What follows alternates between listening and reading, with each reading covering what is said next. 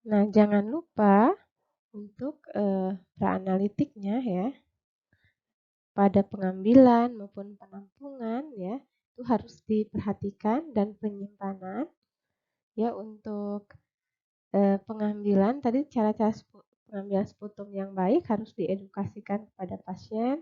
Penampungannya harus bersih dan sesuai dengan fungsinya, yaitu mempunyai tutup yang diulir ya. Kemudian penyimpanannya, nah disimpan itu tidak boleh dilamakan juga ya, karena tadi kalau untuk bidang bakteri itu lebih baik dengan dilakukan atau diperiksa dengan segera. Kemudian jangan lupa diberi label ini atau identitas ya, identitas agar tidak tertukar dengan pasien yang lain apabila sampel yang kita terima banyak. Nah, apabila akan dilakukan pengiriman, maka harus tertib ya, catatan permintaan pemeriksaannya ya. Kemudian dari dokter siapa gitu ya, catatannya lengkap. Kemudian APD itu harus digunakan oleh petugas, yaitu masker, kemudian sarung tangan ya, kemudian desinfektan ya. Desinfeksi meja kerja ya. Kemudian desinfeksi setelah melakukan pekerjaan juga ya, tetap harus desinfeksi. Pada teknik pembuatan preparat BTA, yang pertama kita lakukan adalah membuat apusan di dalam atau pada kaca objek. Nah, area yang digunakan untuk penghapusan itu dipersiapkan sekitar 2 kali 3 cm ya, sesuai dengan gambar ini. Nah, kemudian jangan lupa diberi label ya, diberi kode untuk nomor sampel ya, yang ada identitas pasiennya sehingga nanti tidak tertukar. Oke, kemudian nah kita akan buat apusan itu menggunakan ose ya, dibawa dari tempat sputum, kemudian dipindah satu ose ke dalam kaca ini, kaca slide. Nah, kemudian untuk meratakan di daerah sini ya, ini meratakan dibuat bulatan 2 kali 3 cm. Ini dengan cara dipola ya. Dipola melingkar-lingkar terus ke sebelah kanan misalnya. Ya, konsisten. Sebelah kanan lingkar-lingkar gitu ya, kecil-kecil. Sampai akhirnya rata penuh pada bulatan diameter 2 kali 3 cm itu. Jadi Anda membuat pola di lingkar-lingkar sampai memenuhi bulatan sekitar ukuran itu. Nah, itu menggunakan apa melingkar-lingkarnya? Kita biasanya akan gunakan kayu ya, seperti misalnya tusuk sate ya, yang digeprek ujungnya sehingga dia tidak runcing, tetapi dia merupakan serabut-serabut ya. Jadi nanti rata sputum yang kita ratakan. Karena sputum yang ideal itu sputum yang mukoid dan purulen ya. Jadi dia pasti ada seperti bagian-bagian yang menggumpal begitu ya. Bagian-bagian menggumpal. Nah, itu kita ratakan sehingga nanti rata permukaannya. Nah, setelah rata, kemudian kita akan keringkan. Keringkan pada suhu ruang.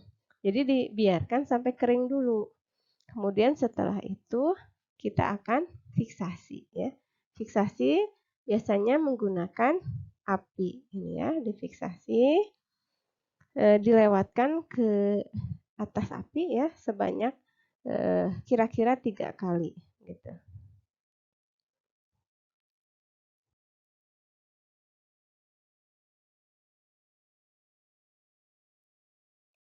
Setelah kita membuat apusan, kemudian mengeringkan dan kemudian memfiksasi ya.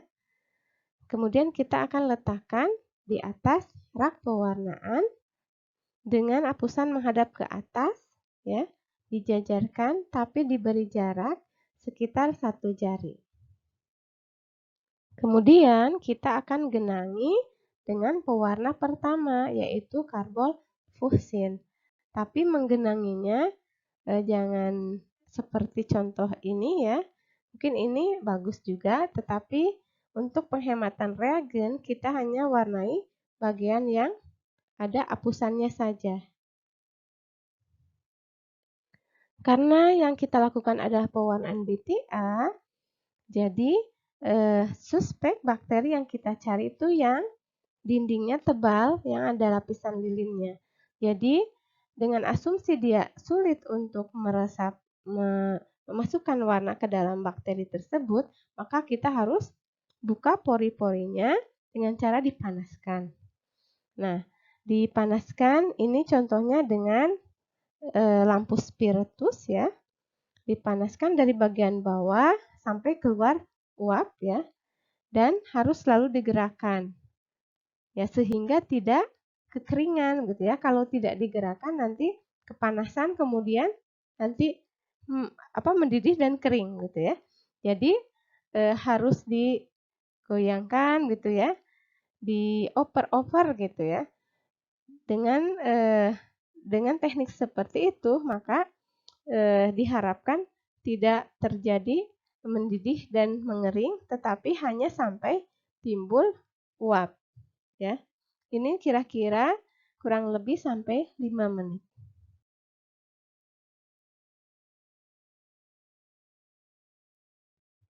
Setelah itu kita akan bilas dengan hati-hati pewarna tadi dengan air mengalir.